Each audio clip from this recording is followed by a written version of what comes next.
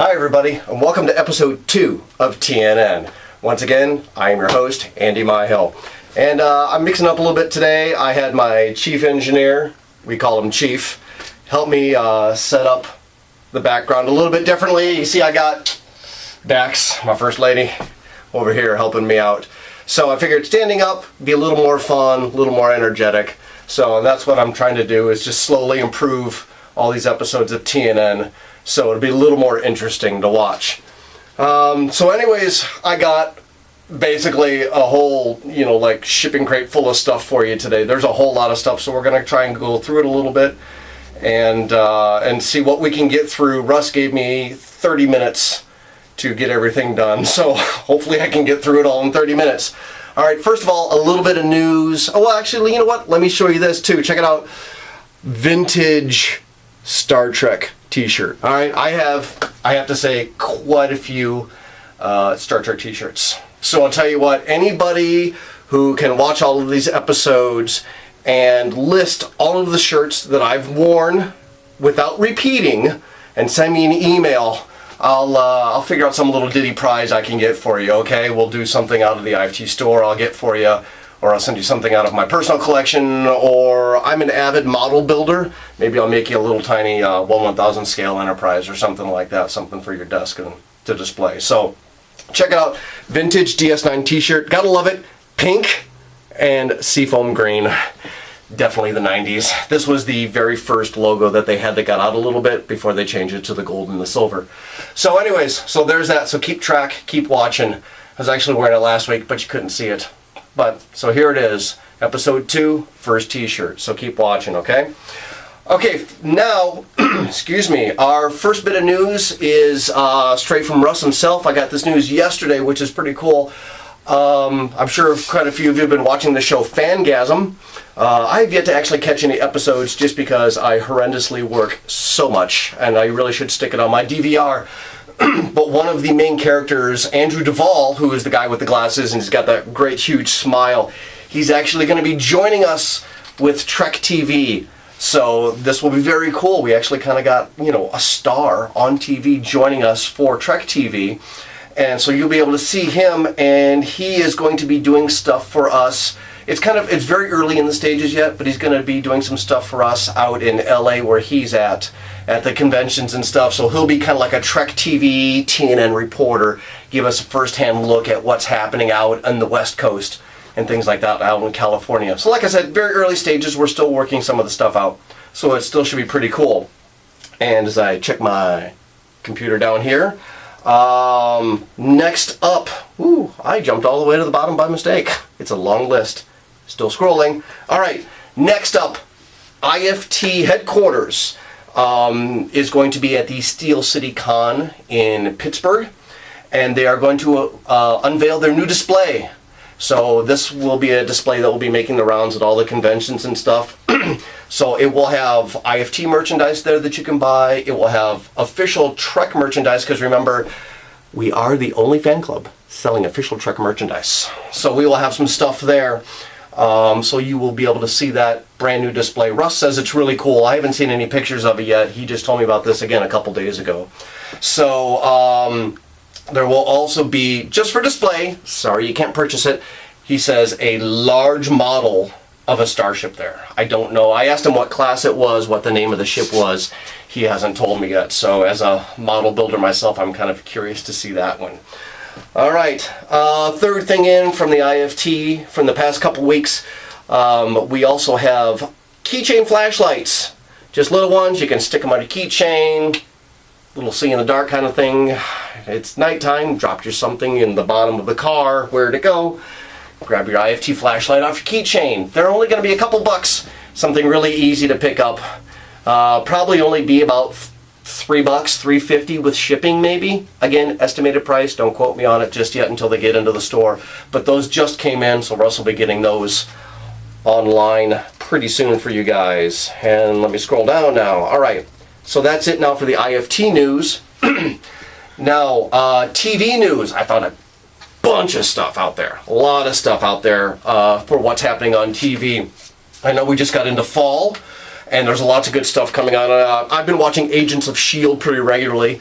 I actually just watched the episode this morning, and for this previous episode with Scorch. So that was actually pretty good. I liked it a lot. A lot of good stuff in there happening with Sky, so it should be pretty interesting.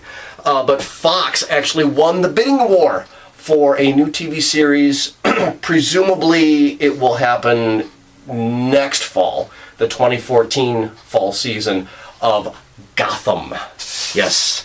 This will be, yes, the Batman universe, but the interesting part is that it will be pre-Batman. So we're going to have, obviously, Commissioner Gordon will be a central character, and I'm figuring we're going to have a lot of other things. It'll be kind of, you know, it's a Gotham PD TV series, basically. But it'll be pre-Batman. And the thing is, I think it'll be kind of interesting. It's kind of like what would diversify this from any other cop show that's out there outside of the fact that it's in Gotham. Well, the cool part is you got to remember about Gotham. A, it's dark and it's gothic and it's dreary. So you're going to have great scenery, I think, to start with anyways. Second of all, again, it's a lot of characters. Characters are what make the show. So we could have a whole bunch of good characters that are leading up to the Batman franchise that we know and the history that we know. So as kind of a prequel, it could be really, really interesting. The show is being developed and written by the Mentalist creator, the Mentalist TV show, Bruno Heller. So he says that, quote by Bruno, the origin stories of Commissioner James Gordon and the villains that made Gotham famous. So you got to think, we could have a bunch of great characters in here. You could have characters leading up to, like I said, everything that we know. Let me see here. All right.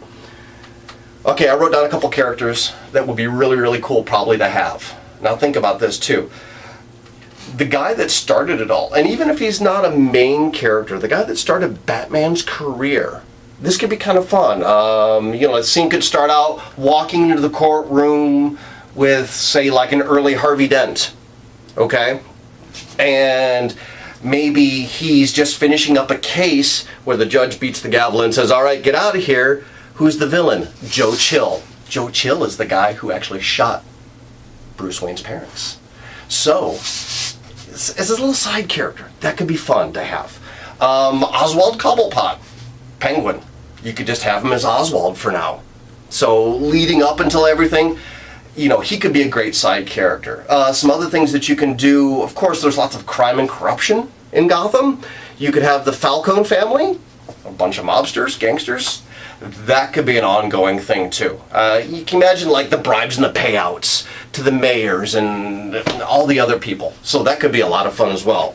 A couple other characters I was thinking of that could be really fun that kind of, they're in the Rogues Gallery, maybe didn't get the appreciation that I would like to have seen them. Because I like the great mental villains, you know. I mean, the flamboyancy is fun with the Joker and stuff. But what about somebody like the Ventriloquist? I would love to have seen him in one of the recent movies. That would have been a great villain, I think, the Ventriloquist. It could, you know, the dual personality could be a whole lot of fun. Even the Mad Hatter is another one that could be kind of fun too. I think he's a bit loony and I like him a whole lot. So he could be somebody that's also in Gotham. So as usual with a lot of things, I'm cautiously optimistic. If they do it right, it'll look great. If not, who knows? So it looks like DC is trying to ramp up a little bit with Marvel to compete with Agents of S.H.I.E.L.D. Now, I know some of you also have seen Arrow. That's on TV, featuring around the Green Arrow character, of course.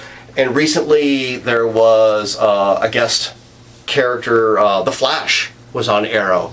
Well, as it turns out, Flash was pretty popular, so he is actually going to be getting his own TV series. And I know some of you remember, oh, The Flash from the 90s. I love this one, I really did. My favorite character had to have been Mark Hamill as the Trickster. Yeah, I know, Joker ripoff, but you know what? He was so good, I don't care. So anyways, Flash will be coming up too, when, you know, obviously the earliest it could be would be a 2014 time frame, and who knows when that'll come up. All right, a little more TV news. I know from across the pond, BBC, Doctor Who. I'm a big Whovian myself. I love it. I've been rewatching a lot of the early Doctors that they've had on BBC with the anniversary leading up. So, something interesting that I found out not too long ago from one of my Corona associates, Bill Schreiber. How you doing, Bill?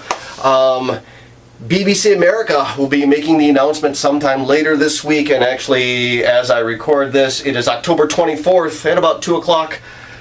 Later this week, there will be an announcement regarding details of 3D screenings of Day of the Doctor across the United States and Canada. So, I know my ship's going to try and go for an away mission for that. That should be fun, because I have myself and three other people. Chief likes it too. He's sitting here watching me. We're all big Whovians. We love it all. So we're really excited about that. And I've seen some of the pictures that they've leaked out from Day of the Doctor. What it shows all three Doctors. It shows, Tennant and 10, 11, and then the new guy. The new guy. I can't even remember his name right now. I'm excited. So that should be fun. Also, another BBC news. Sherlock. I know my. What's Darlene? I can't remember her position. Quartermaster! Sorry, Darlene, my quartermaster, is a huge Sherlock fan, just of the whole genre in general. But Benedict Cumberbatch, need I say more? So, obviously, she's a super big fan of the new BBC Sherlock. The premiere date of that has also just been released. PBS has reported that the detective will be back on Sunday, January 19th at 10 p.m. So season 3 of Sherlock, BBC Sherlock, will be back very, very soon. Give it a couple months. Let's see. That's the U.S. premiere date, by the way. So, of course, in BBC it'll be shown sometime before then, probably early on January, a couple weeks beforehand. So that's kind of like some of the TV news I got. So I want to get onto something a little similar, though. Fan films. Ta-da! All right. There is a new fan film I found out that's trying to ramp up production. They're getting some sets and things ready. They're actually talking with a lot of stars, real legitimate Hollywood stars. So this one looks to be pretty good. Like I said before, I'm a big hardware junkie. I've seen CG renderings of their ships and stuff, and it looks really, really good. So I'm curious, what's the show? The show is called Star Trek Axanar. And go and check it out. They have a Facebook page where there's a whole bunch of pictures, and I'll read you the description they have in there about. But it looks to be really, really good. I'm actually pretty impressed with how it's looking, and actually with the amount of stars that they have. So this is really cool. Some Trek alumni, some BSG guys, some classic BSG guys. So let me read this to you. It's 2245, so it's prior to Pike, just a few years before Pike was in command of the Enterprise. Axanar is a web feature that will feature the story of Garth of Izar. Now you remember Kirk. Garth of Izar was like his hero, and a hero to generate a whole new generation of Star Trek captains. So, and the show will deal with the Battle of Axanar, which is one of the pivotal events in the history of the Federation. The description in the About on the Facebook page for Axanar says it takes place 21 years before the events of Where No Man Has Gone Before. And it's the story of Garth of Izar, the legendary Starfleet captain who was Kirk's hero and role model. Garth charted more planets than any other captain and was the hero of the Battle of Axanar, and his exploits are required reading at Starfleet Academy. Do you know what they are? This story is about Garth and his crew during the 4 Years' War, which was with the Klingon Empire. So, actually, it does. It looks really, really good. I'm very impressed with the look so far. They're actually going to be using, I believe, the Star Trek Phase 2 bridge, from what I've gathered. They're going to remodel it a little bit, because the Star Trek Phase 2 bridge, you got to admit, it's really, really good. I love the bridge for Phase 2. The bridge in Star Trek Continues is also awesome. So they're going to be remodeling that a little bit, doing some overlays with some vinyl stickings and things like that to change some colors. No red rails, black rails, a little more of steel, metal, black kind of a more of a bare bones look, really, not so bright and vivid like they had back in the 60s with TOS. So they're going to be doing that. Now, you heard me talk about who are the stars. Who are all these Trek alums, BSG alums, and things like that? Well, here we go. Enterprise, first known in Alien Nation, but then he was on Enterprise. Gary Graham is actually going to be reprising his role as Soval. So that should be pretty cool. Richard Hatch from BSG, he will also be on Star Trek Axanar, which actually is taking place on the USS Ares, I found out. I believe Richard Hatch is slated to play a Klingon. So that should be pretty fun. And then also Trek alum, and I always try to say his name correctly, J.G. Hertzler. I think it is. Hertzler, yes, played Martok. He's coming back too. Actually, not a Klingon this time. He will actually be a Starfleet commander. So the people who do Axanar think that he'll be really great for it. He'll just be a really, punch him to the wall kind of a guy. Somebody really tough that you really need in a situation like that. Also, too, writer David Gerald will be there. You know David as a screenwriter. He did Trouble with Tribbles. So that should be pretty cool. He's coming on as a creative consultant. They sent him the script and he liked it a lot, and he's like, wow, I'll help you out. I'll be a creative consultant for it. So they've got some pretty heavyweight names going for them. So I'm hoping that their production will do really well. Because again, for me, it's all about the production and how well the final product looks on the air. One little thing can just kind of mess it up. So hopefully they will do just as well as some of the other fan films that have been out there, and hopefully better than some of the other ones as well. The Ares, like I told you, the Ares, the main ship, it's going to take place on saucer section. A little bit of a secondary hull coming straight out of the back of the saucer section, and then canted catamaran style nacelle configuration. So kind of think of like more of a TOS Akira. It's kind of what it looks like. But yeah, go to the Facebook page and you'll see all of that. All right, next topic. More TV, actually. There is a possibility, and again, extremely early stages. I know some of you have probably heard about this already, that Star Trek may be coming back to TV. It would be very, very cool. I want to show you a tweet really quick that I got in my phone. Check it out. Look at this. Bob Orkey just told me they've been meeting with CBS to revive Star Trek on TV. This made me very excited. I don't know if you can read that. Will that come into focus? A little bit right there. So, that could be a whole lot of fun. According to Sky News Entertainment, is where I got a lot of this information from after I went digging and I found Joe's tweet, is that there's been an ongoing discussion regarding the possibility of getting Trek back on the small screen, which I think would be really great. So let's see here. It's kind of interesting though, because like I said, it's very early talks. Who knows what they're actually talking about. I'm sure the talks have come about because of the success of the JJ movies. So that's a possibility. Where it could go from there, I don't know. It could be interesting because they could do spin-offs past the JJ new universe. We don't know. Again, it's all extremely early speculation. It's just kind of, I think it would be kind of interesting to see some of the stuff we know rebooted in the JJ verse. What would a TNG JJ verse look like? Could be kind of interesting. Of course, then again, there's how many corners of the Star Trek universe that just haven't been explored yet. I mean, I could go on and on, but I only got 30 minutes, really. But it's kind of interesting, though, that also conflicts with JJ, who himself, Abrams, said that he heard from CBS that they are not interested in getting Trek back on TV. That information's a little bit old. Maybe things have changed with CBS. I don't know. To slightly coincide with that, this news is probably a couple months old. I think it was back in September I read this. But Blaster.com, I re-got the information off of Blaster.com. Michael Dorn was working on a Captain Worf series.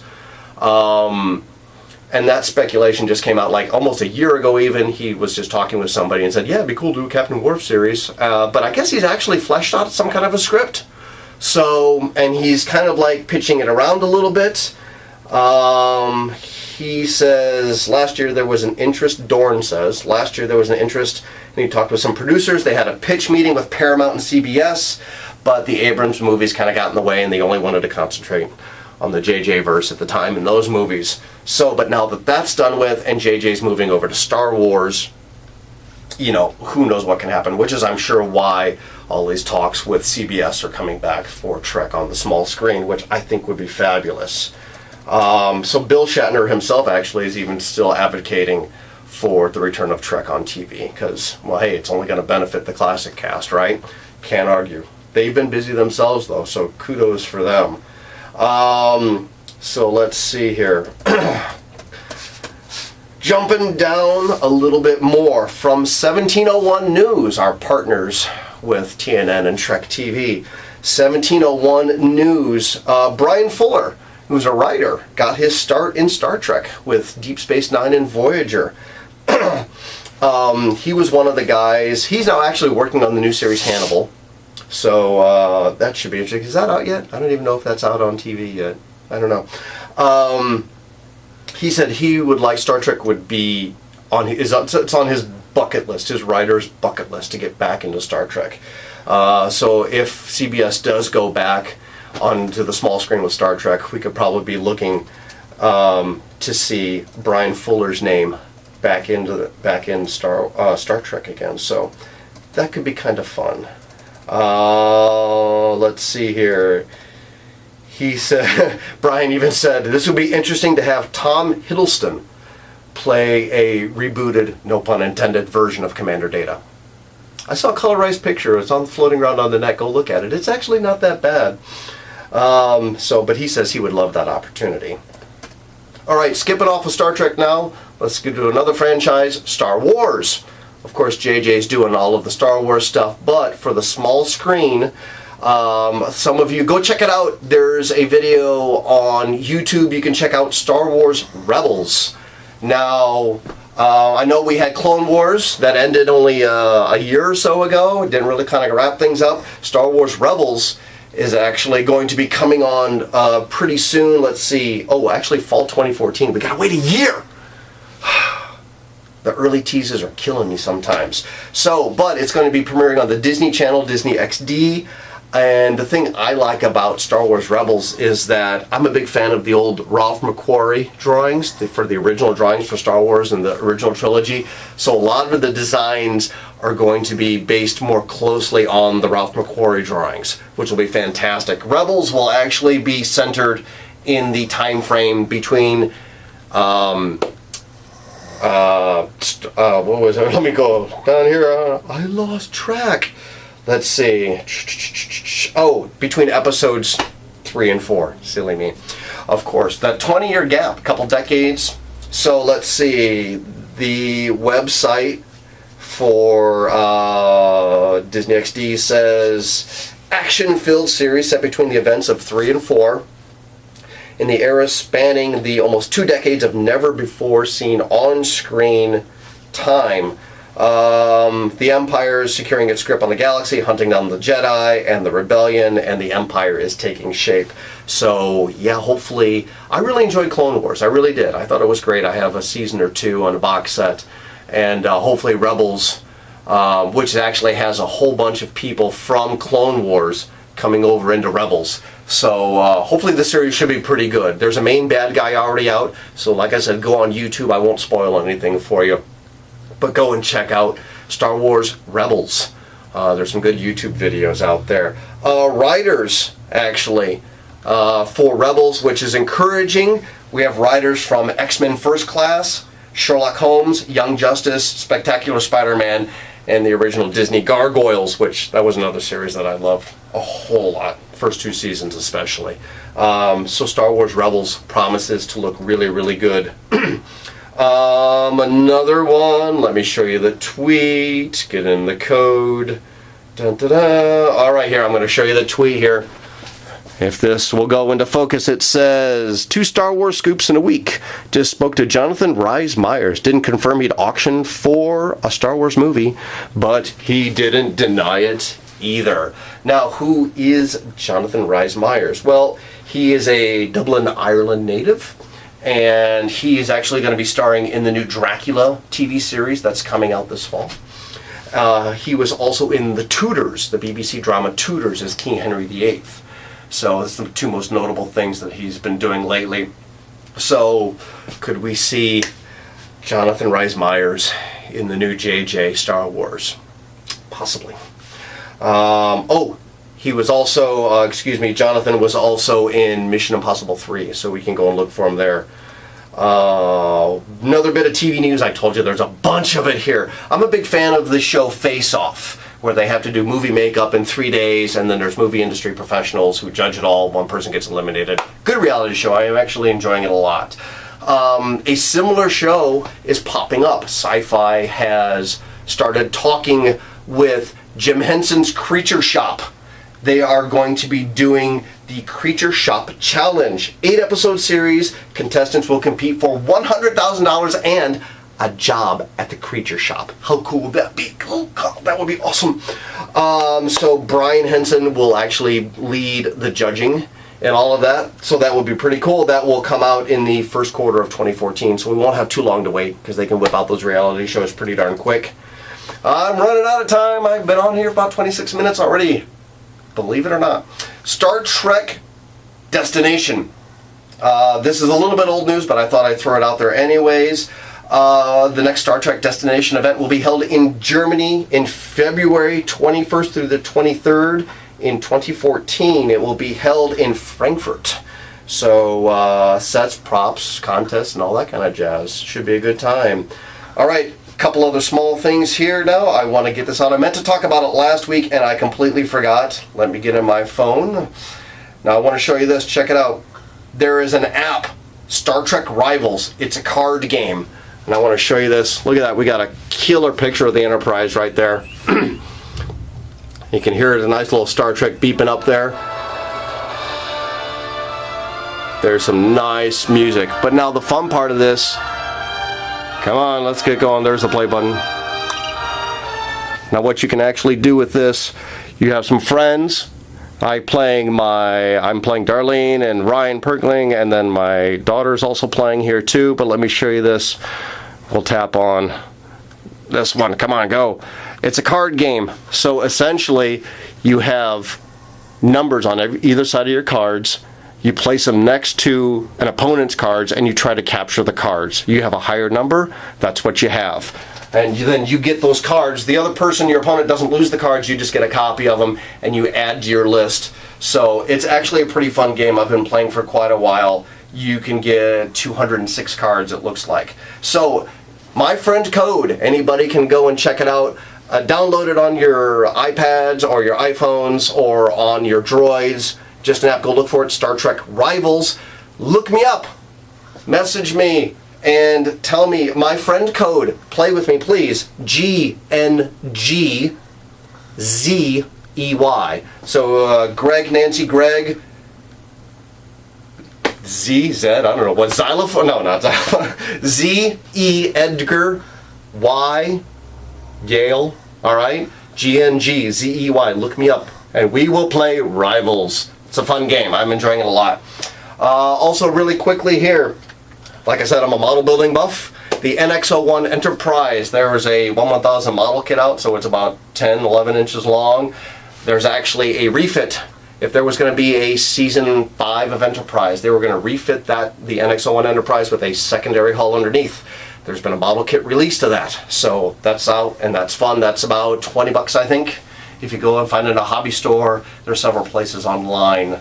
So also too, really quickly, go to YouTube. I just got sent this info right before I started recording. Star Wars Rock Interjections.